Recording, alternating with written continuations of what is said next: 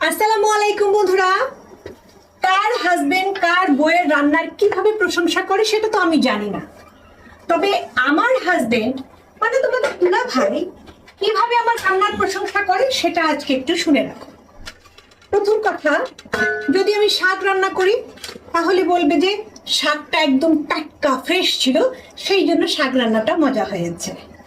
আর যদি আলু রান্না করি বলবে যে ভালো মাটির আলু ছিল, সেই জন্য আলুটা রান্না এত মজা হয়েছে, টেস্টি হয়েছে।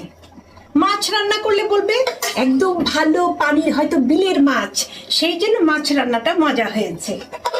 আর নিজে যে বাজারে যদি দেখে শুনে বেছে বেছে কোনো কিছু নিয়ে আসে, সেই রান্নাটা যদি মজা হয় তাহলে বলবে আমি বাজারে গিয়ে দেখে শুনে বেছে বেছে নিয়ে এসেছি দেখে রান্নাটা মজা হয়েছে।